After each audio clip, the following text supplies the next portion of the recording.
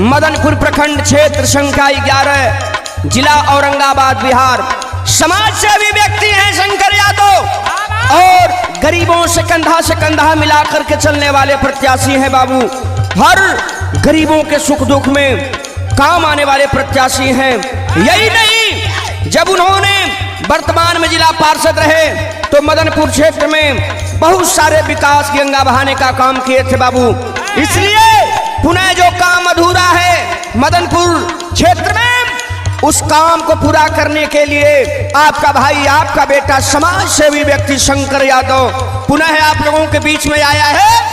और आप लोगों से हमारा यही निवेदन है कि ऐसे सुयोग कर्मठ जुझारू ईमानदार प्रत्याशी को अपना बहुमूल्य वोट दे करके भारी मतों से विजयी बनाने का काम करेंगे साथियों।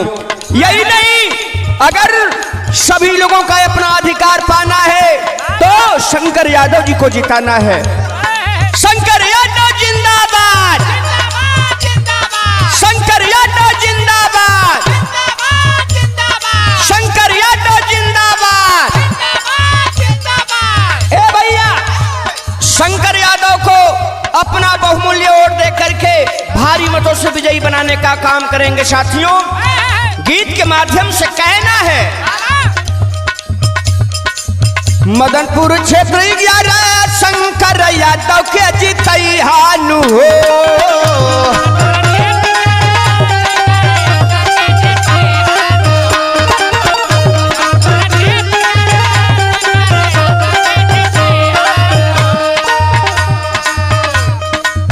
मदनपुर क्षेत्र 11 शंकर यादव के जितैहानु हो।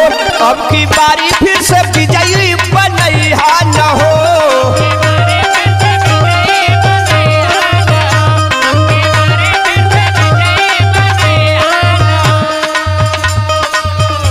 ए भैया, औरंगाबाद जिले में शंकर यादव ने अपने संघर्ष के बदौलत औरंगाबाद परिषद बाजार का नामकरण भारत के संविधान निर्माता बाबा साहब भीमराव अंबेडकर एवं जिला परिषद सभागार का नामकरण अमर शहीद जगदेव प्रसाद प्रस्ताव को पारित करवाया।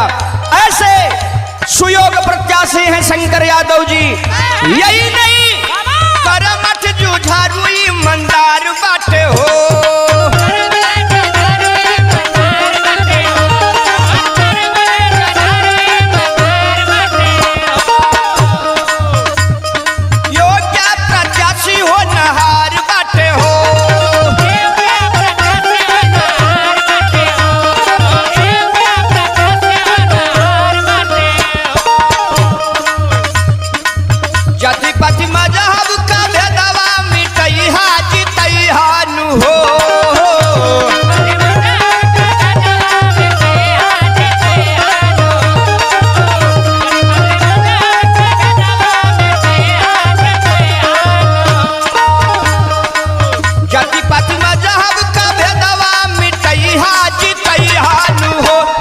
शंकर के विजयी बनैहान हो।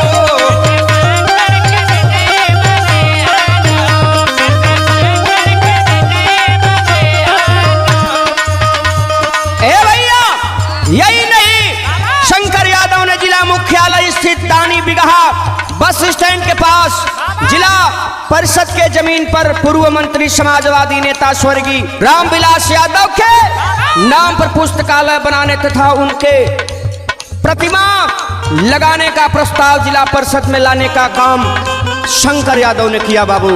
इसलिए ऐसे होनहार प्रत्याशी को आप लोग पुनः अपना आशीर्वाद देकर के, प्यार दुलार देकर के विजयी बना करके मदनपुर क्षेत्र संख्या 11 में विकास करवाने का काम करेंगे बाबूजी।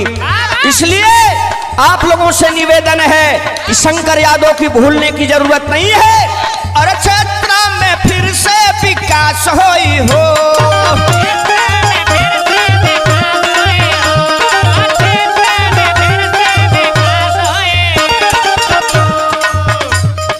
अपने अधिकार अपने पास होई हो।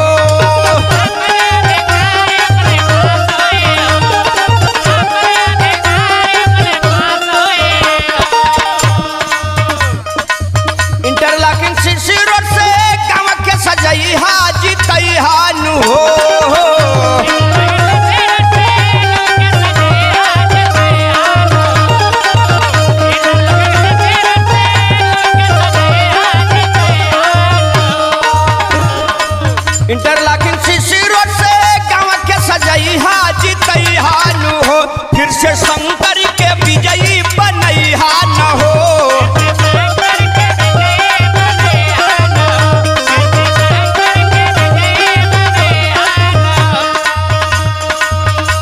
ए भैया शंकर यादव जी मदनपुर प्रखंड क्षेत्र संख्या 11 से, जो कि आपके सुख दुख में काम आने वाले प्रत्याशी हैं।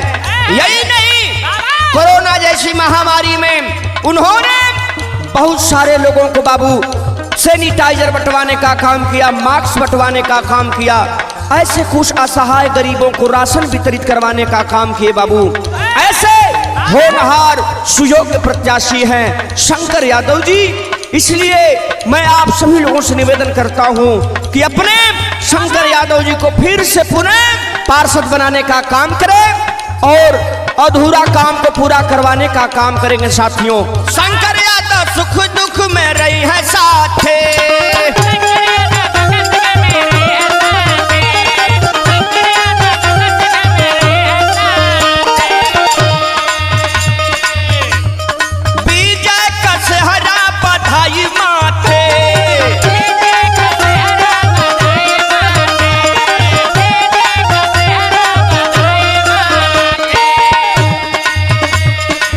सबसे अपील करे रमेश गवैया जी कहिया न हो।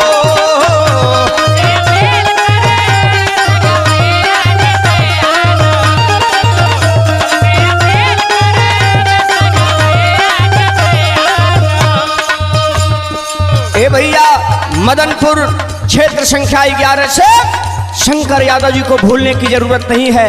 ऐसे होनहार शानदार प्रत्याशी को जिता करके अपने क्षेत्र में विकास करवाने की जरूरत है साथियों। ऐसे समाज सेवी को अपना पुनः पार्षद बना करके और क्षेत्र में विकास की गंगा बहाने का काम करेंगे। सबसे अपील करे रमेश गवैया जी तैयार हो।